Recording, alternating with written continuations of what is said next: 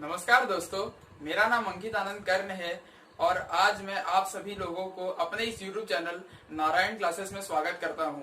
तो आज मैं आप सभी को क्लास 9th मैथमेटिक्स की लीनियर इक्वेशंस इन two variables chapter number 4 NCERT का इंट्रोडक्शन और उसके एक्सरसाइज 4.1 को कंप्लीट सॉल्व कराऊंगा। इसमें चैप्टर के एक्सरसाइज के क्वेश्चंस भी होंगे और एग्जाम्पल्स भी होंगे। और यदि किसी भी बच्चे को कोई भी क्वेश्चन डाउट रह जाता है तो कृपया उसे कमेंट में उस क्वेश्चन नंबर और उस पेज नंबर को लिख दे। मैं जरूर इसे सॉल्व करने की पूरी कोशिश करूंगा। ठीक है, तो आप समझते हैं हम लीनियर इक्वेशंस होते क्या हैं। आपने अब तक पढ़ा था 8th स्टैंडर्ड में लीनियर इक्वेशंस इन वन वेरिएबल। वो क्या होता है, जैसे मैं एग्जांपल लेता हूँ x + 2 = 0।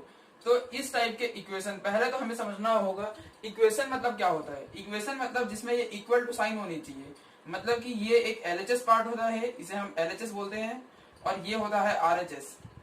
तो अब linear equation in one variable में जैसे मैंने लिखा x + 2 = 0। तो अब इसका हमें जैसे पूछा जाता था 8th स्टैंडर्ड में, इसका रूट्स बताइए। तो रूट्स कैसे बताएंगे? रूट्स के लिए हम क्या करेंगे, रूट्स यानी कि इस वेरिएबल की वैल्यू, तो इस वेरिएबल की वैल्यू कैसे निकालेंगे, ये प्लस है तो इधर माइनस कर देंगे, 0 - 2 आ गई रूट की वैल्यू x - 2, x = -2। ये है इस इक्वेशन की रूट या इस इक्वेशन के वेरिएबल की वैल्यू। तो इसमें आपने समझा कि ये एक ही वेरिएबल है, x वेरिएबल है, या फिर किसी इक्वेशन ऐसा हो सकता है 7a = 2। तो यहाँ पे भी वेरिएबल अभी भी एक ही है, a है। a की वैल्यू निकालने के लिए हम क्या करेंगे, इसे ये मल्टीप्लाई में है, इसे उधर डिवाइड कर देंगे तो 2/7 ये हो गई a की वैल्यू। तो अभी भी ये वन वेरिएबल ही है।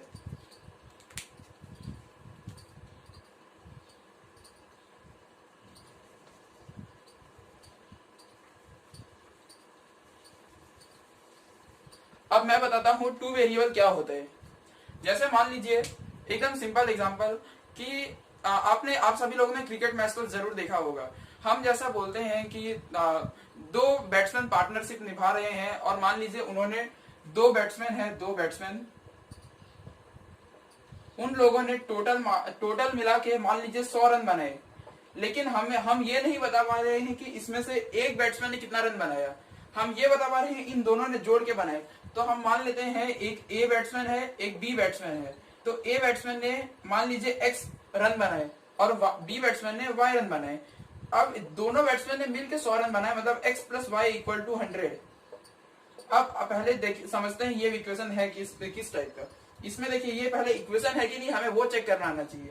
ये इक्वल टू साइन है, मतलब ये इक्वेशन तो है, इक्वेशन है। अब देखिए इसमें वेरिएबल x भी है, वेरिएबल y भी है, तो ये बताता है ये तो लीनियर इक्वेशन तो है। और लीनियर इक्वेशन की भी मैं पहचान बता देता हूँ। लीनियर इक्वेशन की पहचान होती है कि उसकी डिग्री 1 होती है। 1 डिग्री 1 मतलब क्या है, देखिए डिग्री मतलब होता है हाईएस्ट पावर। पहले आप पावर देखना समझते हैं। पहले हम इस इक्वेशन को यहाँ लिख लेते हैं, x + y = 100। पहले तो हम ये देखते हैं वेरिएबल की पावर या डिग्री है क्या इसमें। इस वेरिएबल की पावर है 1, y वेरिएबल की पावर है 1, और डिग्री मैंने कहा हाईएस्ट पावर, जो पावर हाईएस्ट होगी वही उसकी डिग्री होगी। तो ये पावर, इसकी पावर भी 1 है, इसकी पावर भी 1 है, हाईएस्ट 1 ही है। और जब भी डिग्री 1 होती है किसी की तो वो होता है लीनियर इक्वेशन। क्योंकि ये इक्वेशन तो है, यहाँ पे इक्वल टू साइन है, तो ये हो गया लीनियर इक्वेशन। तो हम समझ गए कि ये एक लीनियर इक्वेशन है। अब ये लीनियर इक्वेशन किस टाइप का है, तो आप अब तक गेस कर चुके होंगे, ये linear equation in two variable है। तो अब मैं बताता हूँ कैसे टू वेरिएबल। इसमें देखिए x वेरिएबल है, y भी वेरिएबल है, इक्वेशन भी है, मतलब ये इक्वेशन है, ये लीनियर है, हाईएस्ट पावर इसका 1 है, हाईएस्ट पावर 1 है, और साथ में इसमें वेरिएबल 2 है, तो इसलिए इसका नाम हो गया linear equation in two variables.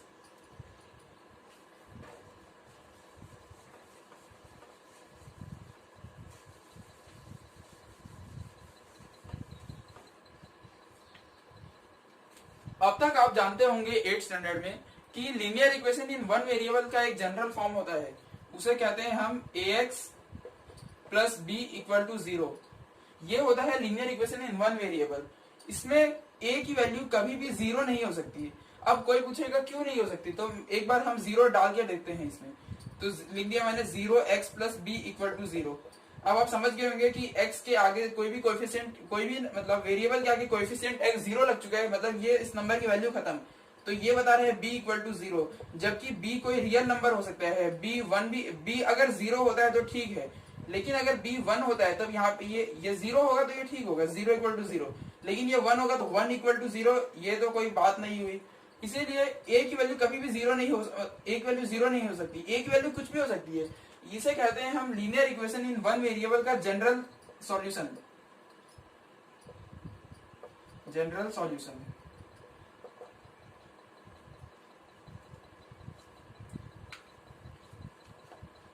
इसे आप नोट कर सकते हैं। ये है ax plus B equal to 0, ये होता है linear equation in one variable. यहाँ पे वेरिएबल अभी भी x है, एक वेरिएबल है। इसका जनरल सॉल्यूशन होता है ax plus B equal to 0।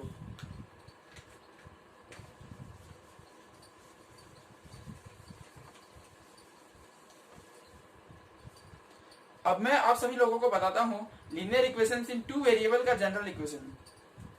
जैसे मैंने एग्जांपल लिया था x plus Y equal to 0, तो अब इसे हम पहले जनरल इक्वेशन में कैसे, जनरल फॉर्म में कैसे लिखेंगे। अब आप ध्यान से समझिएगा, x plus Y equal to 0। पहले तो हमें, जैसे कि लीनियर इक्वेशन वन वेरिएबल का ax plus B equal to 0 होता है, तो RHS हमें 0 करना पड़ेगा। लेकिन यहाँ RHS 100 है, तो इसे हम इस तरफ ले आएंगे, LHS तरफ। तो ये हो जाएगा x plus Y minus 100 equal to 0। ये कोई बहुत बड़ी बात नहीं, ये ट्रांसपोजिंग किया है। तो अब आप देख पा रहे होंगे इसमें कुछ इस टाइप का RHS तो मैच हो गया। अब LHS ले देखते हैं। तो ये देखिए, यहाँ पे कोएफिशिएंट 1 है, हाँ, यहाँ पे y के आगे भी 1 है। तो ये देखिए इसका जनरल इक्वेशन क्या हुआ, ax प्लस बी वाई। अब यहाँ पे कोई कोएफिशिएंट है, यहाँ पे जैसे 100 है, कुछ भी है, c इक्वल टू 0। यही है linear equation in two variable का जनरल सॉल्यूशन। General solution. अब इस जनरल सॉल्यूशन का मतलब क्या है, ये मैं समझाता हूं। ये चीज बताती है कि लीनियर इक्वेशन का कभी भी कोई भी टू वेरिएबल का फॉर्म होगा तो वो हमेशा इसी फॉर्म में होगा। अब इससे हम देख के बता सकते हैं a की वैल्यू क्या होगी। इस इक्वेशन को इससे कंपेयर कीजिए, x बराबर है तो a की वैल्यू हो गई 1, b की वैल्यू कंपेयर करते हैं, y बराबर है, b की वैल्यू हो गई 1। अब c की वैल्यू देखते हैं। ये देखिए, अब आप समझ पा रहे होंगे, यहाँ पे प्लस है, यहाँ पे माइनस है, तो यहाँ पे साइन की कुछ गड़बड़ी है। तो रुकिए, अभी हम इसका जनरल सॉल्यूशन निकालते हैं। तो अब हम लिखते हैं x प्लस वाई। अब आप सभी को आता होगा, यहाँ मैं प्लस लगा दूंगा और यहाँ पे माइनस कर दूंगा। अभी किसी को डाउट है तो मैं बताता हूँ कि मैंने इसमें कुछ अलग चीज नहीं की है। मैंने बस इसका साइन बचाने की कोशिश की है इस जनरल इक्वेशन में, क्योंकि जनरल इक्वेशन में यहाँ प्लस होता है तो हमें यहाँ प्लस चाहिए, लेकिन यहाँ माइनस है। तो हम माइनस को कैसे हटा सकते हैं कि प्लस यहाँ पे लगा दें, यहाँ माइनस, तो प्लस माइनस ये माइनस ही है, मतलब यही टर्म अभी भी है, टर्म मैंने चेंज नहीं किया है।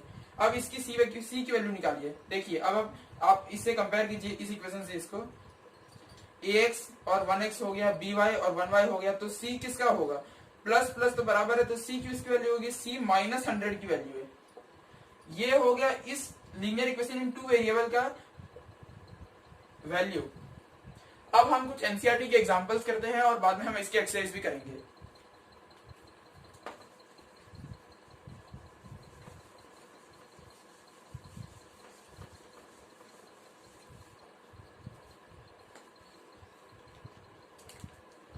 जैसे मैंने ये एनसीईआरटी उठा ली, पेज नंबर 67। इसमें पहला एग्जांपल दिया है, right each of the following equations in the form of ax plus by plus c। इसमें पूछ रहा है हमें ये इक्वेशंस कुछ दिए हैं, उनको हमें इस फॉर्म में लिखना है, ax plus by plus c equal to 0 and indicate the values of a b c। और हर केस में हमें जितने भी क्वेश्चन दिए उसमें हमें a की वैल्यू, b की वैल्यू और c की वैल्यू बतानी है। ठीक है, तो हम देखते हैं। जैसे पहला क्वेश्चन, ये एग्जाम्पल क्वेश्चन है। पहला क्वेश्चन है 2x plus 3y equal to 4.37। पहले मैंने क्या बताया कि ये इसका जनरल इक्वेशन है, तो हमें हर क्वेश्चन को इसी फॉर्म में लाना होगा। तो अभी यहाँ देख सकते हैं आप कि ये RHS में 0 है और यहाँ RHS में 4.37 है, मतलब ये गड़बड़ है, तो इसे इधर ले जाएंगे। तो इसका मैं अभी सॉल्यूशन करके आपको दिखाता हूँ। इसका सॉल्यूशन कैसे होगा, 2x प्लस 3y, इस टर्म को मैं इधर ले आऊंगा, माइनस 4.37 इक्वल टू 0। अब आप इसे कंपेयर कीजिए, इससे आपको कंपेयर करते ही पता चल जाएगा ax 2x। तो a की वैल्यू कोई भी बता सकता है, 2 है, आप भी बता सकते हैं, a इक्वल टू 2। b की वैल्यू, यहाँ हमसे a b और c पूछा था, तो b की वैल्यू, अब आप देखिए by 3y, वाई वाई तो बराबर है, तो बी की वैल्यू क्या हो गई, 3 हो गई, बी की वैल्यू हो गई 3। सी की वैल्यू देखिए, सी पहले तो पॉजिटिव है और हमारा यहाँ पे नेगेटिव है, तो हमें अभी यहाँ पे मैंने बताया था, रुक जाइए मैं बता दूं, हमें इस इक्वेशन को ऐसे लिखना होगा 2x plus 3y plus minus 4.37 equal to 0। मैंने इसे इसलिए लिखा क्योंकि ये प्लस यहाँ पे कंपेयर के लिए होना चाहिए, यहाँ पे नेगेटिव है जो कि कंपेयर नहीं हो सकता। तो अब सी की वैल्यू क्या हुई, देखिए आप, सी की वैल्यू हुई ये पूरी माइनस 4.37, ये हो गई माइनस 4.37। तो ये इस क्वेश्चन का आंसर हो गया। ए की वैल्यू 2, बी की वैल्यू 3, सी की वैल्यू माइनस, ये माइनस है, माइनस 4.37। ठीक है, अब हम अगला क्वेश्चन करते हैं।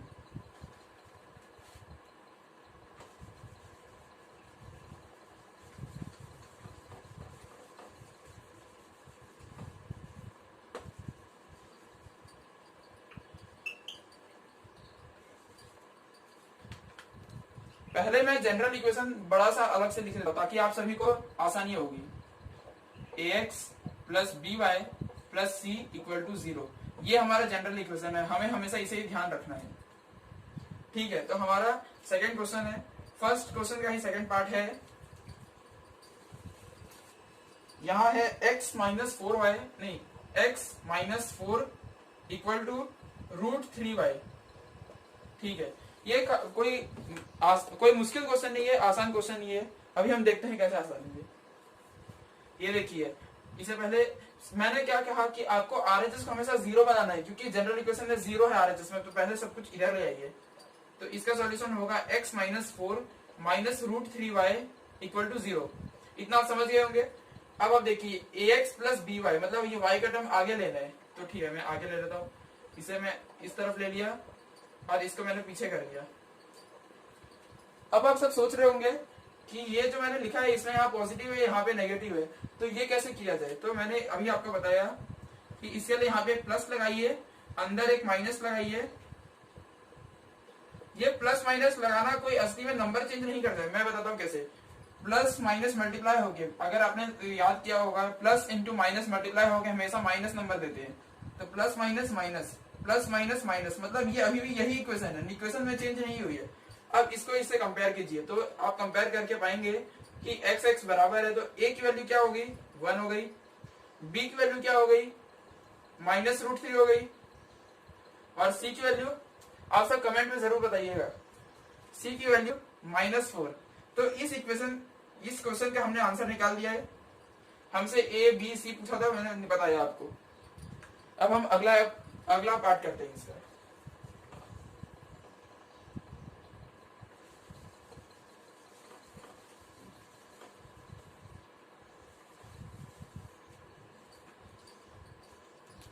ठीक है दोस्तों, अब हम इसके थर्ड पार्ट में चले गए हैं। थर्ड क्वेश्चन है 4 equal to 5x minus 3y। ठीक है, तो अब हम इसे सॉल्व करेंगे। इसे सॉल्व करना कोई बड़ी भारी बात नहीं है, बस मैंने आपको क्या बोला, आप आरएचएस को 0 कर दिए। ठीक है, तो अब हम आरएचएस को पहले 0 करते हैं। तो ये जो यहाँ पे है ये पॉजिटिव नंबर है, इसको इधर लाएंगे तो नेगेटिव हो जाएगा, और ये नेगेटिव नंबर है तो ये पॉजिटिव हो जाएगा। कोई बहुत बड़ी रॉकेट साइंस नहीं है ये। अब इस इक्वेशन को इसके फॉर्म में लाते हैं। तो ये देखिए, पहले x वाला टर्म आगे है तो पहले x वाला टर्म आगे लिखिए, y वाला टर्म पीछे है तो मतलब y वाला टर्म बीच में लिखिए, और थर्ड c वाला टर्म पीछे लिखिए। रुकिए गड़बड़ी हो गई।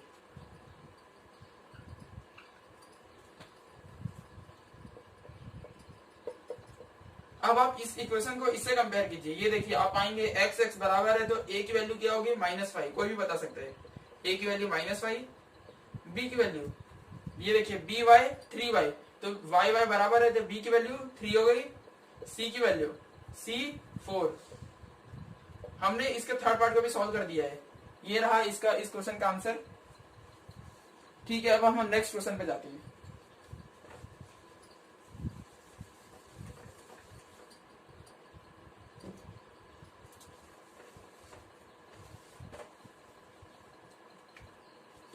ठीक है, तो मैं एनसीईआरटी उठाता हूं। इसमें फोर्थ क्वेश्चन है 2x इक्वल टू y।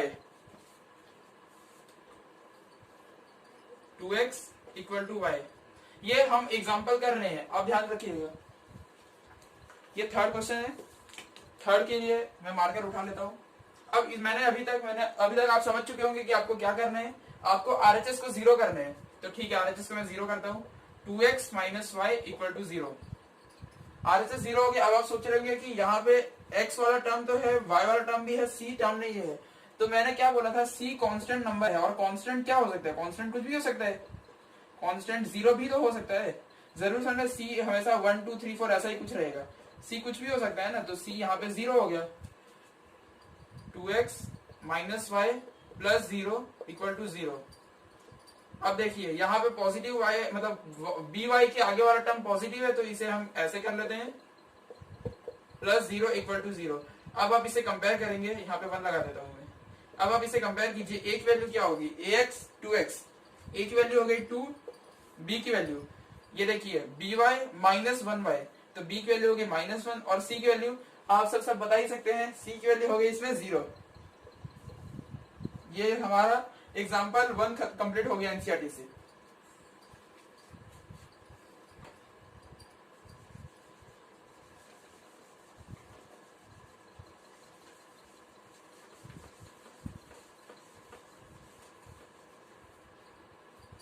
अब हम नेक्स्ट क्वेश्चन की तरफ बढ़ते हैं। Next question example 2।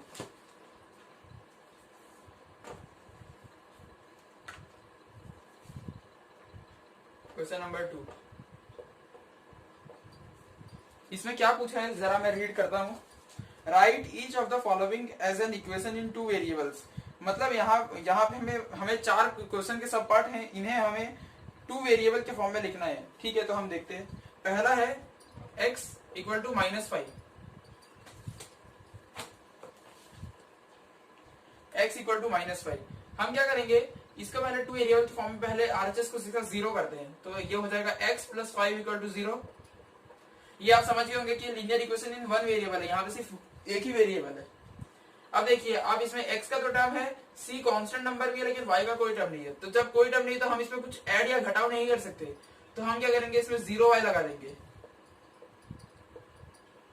ये हो गया इस क्वेश्चन का आंसर। अब आप सोच रहे होंगे मैंने 0 कैसे ले लिया खुद से, तो मैं बताता हूँ आपको।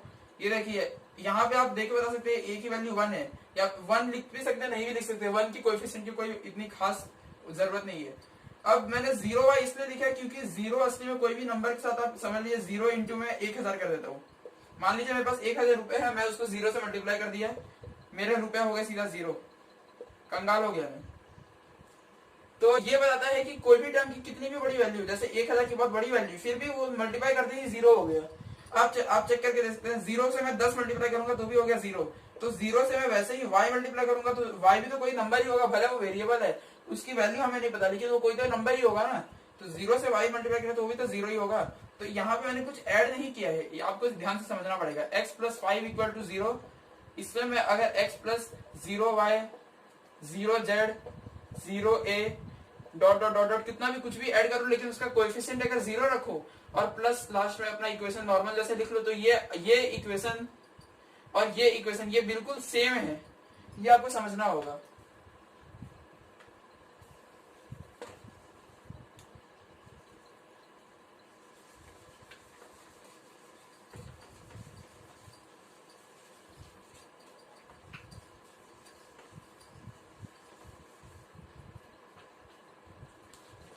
कैसे, मैं सारे क्वेश्चन पहले ये बोर्ड पे लिख देता हूं, फिर हम सॉल्व करेंगे एक एक करके।